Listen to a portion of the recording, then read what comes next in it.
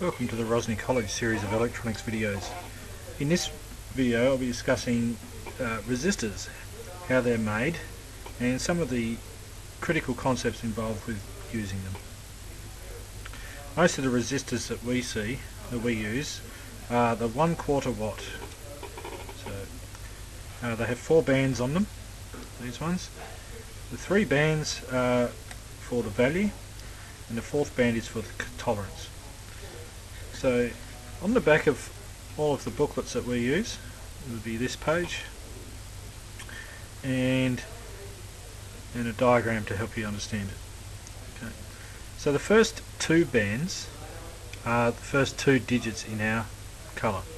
So let's look at an example.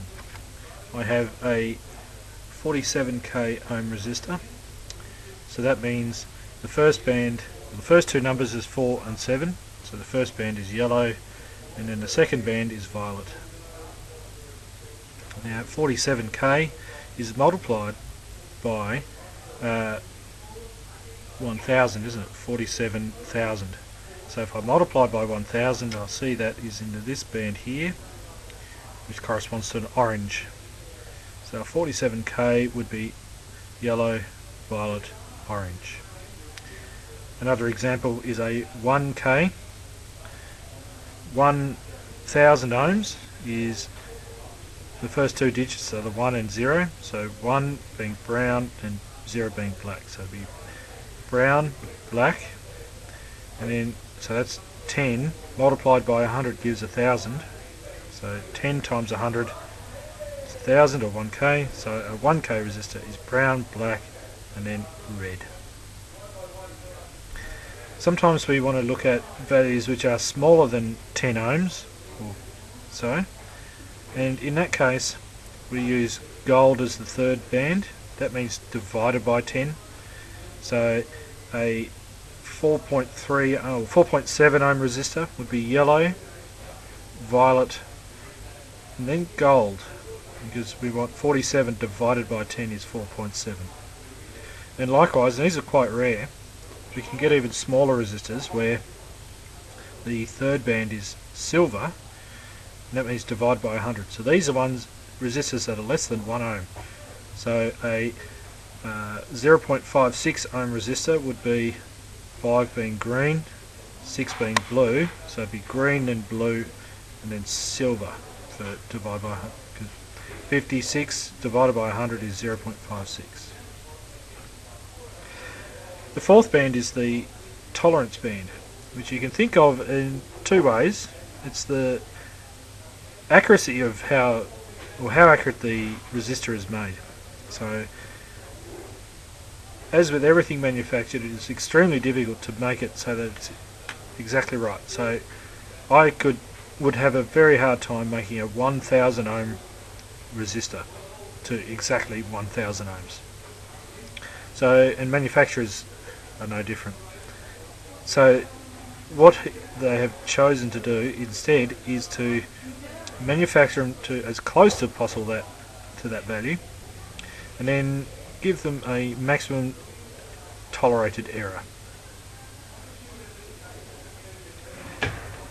In most of the resistors that we use a 5% tolerance. You see the list of tolerances down here.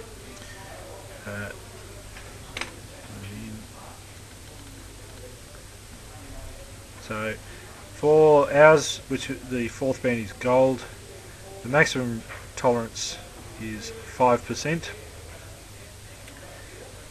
which means that it could be greater than or less than stated value by up to 5%, but no more. You can get others with 1%, which has a brown 4th band, 2% which has a red 4th band, or 10% which is a silver band. And if there is no band, you assume it's up to 20% and no higher. A resistor's power rating is a measure of how much energy it can dissipate before it gets too hot for the package to handle. The smaller resistors that we use are 1/4 watt, and you can get larger resistors. So there are 1/2 watt, 1 watt, 5 watt and even 50 watt resistors that are available, and they all differ only in their size, the surface area. So the heat that they are trying to dissipate is determined by the surface area of the component, and you may not want that heat because it may reduce the lifetime of the component. Manufacturers guarantee that the component will last indefinitely if run at its rated wattage or less. If, however, I were to run it at a higher wattage, like let's say, so if I were to run it at, let's say, 400 milliwatts, which is higher than its rated value, that doesn't mean to say that it will fail straight away. It may operate quite happily for a fair amount of time, and it may operate indefinitely depending on its environment. However, the manufacturer cannot guarantee that.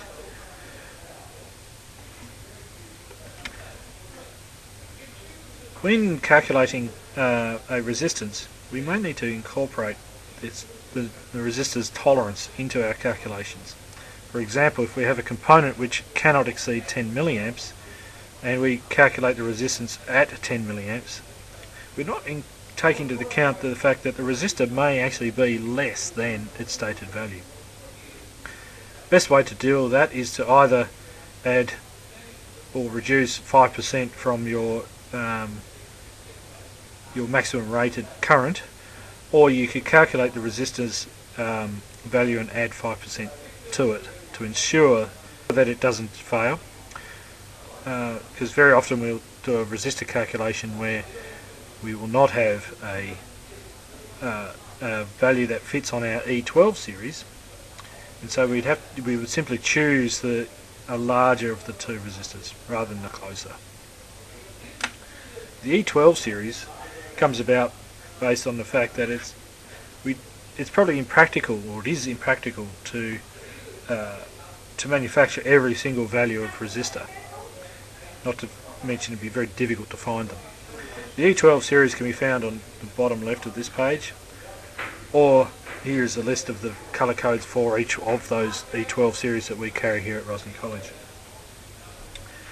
The E12 series comes about based on the fact that there are 12 values of resistor within each multiplier band.